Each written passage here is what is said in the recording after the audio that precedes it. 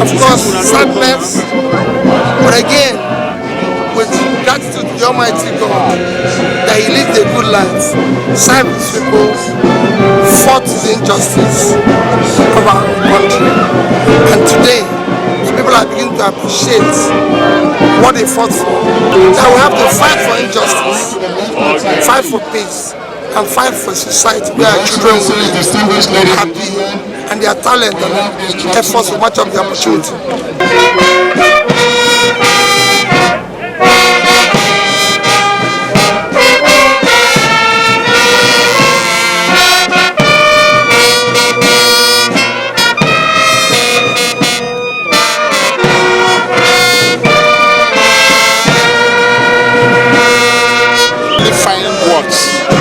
Eloquently to describe the type of convictions he lived out, not only in Nigeria, but internationally. So he was a man who conquered the power of money. He refused to be taken away by material things and decided to provide pure leadership that was anchored on the core values of uplifting the less privileged in society. Look at what he was able to achieve without acquiring wealth. His passing has resonated across the globe. Last weekend in England, white men from many countries gathered with black men to honor Ojukwu in London. We brought his corpse in this morning from London. Those of us who went to bring his corpse home, we were surprised at the outpour of emotions and expression of greatness, with which he was described by foreign people.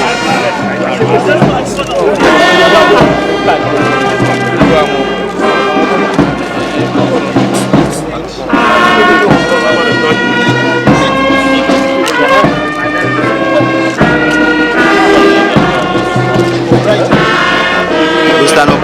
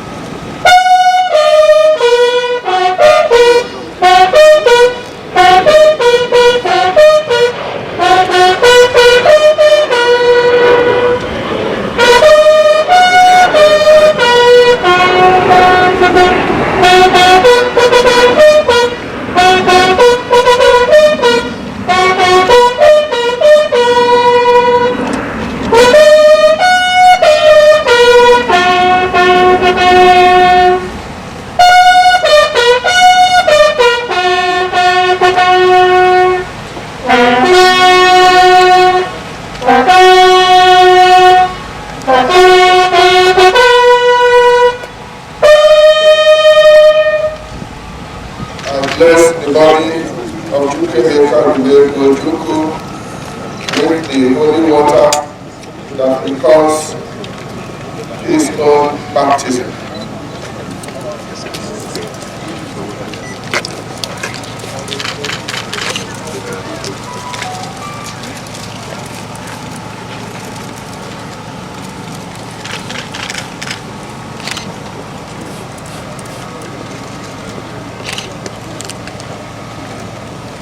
St. Paul writes, all of us were baptized into Christ Jesus, were baptized into his death.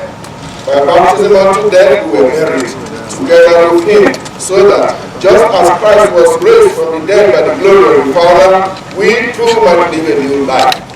For we have been united with him in likeness to his death, so that we may be united with him by likeness to his resurrection.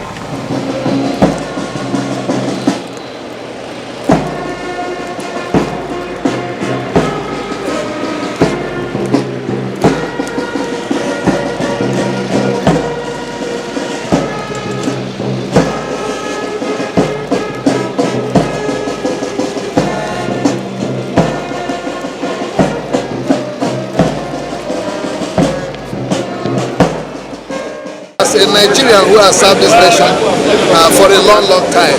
3 times as minister, national secretary of the ruling party. I feel that it's a coming together of the best spirit of what it means to be Nigerian. It marks the end of an era in which the national question was tested on the battlefield. And it's the beginning of an era in which the celebration of Nigeria, as I've always said, as a Catholic marriage.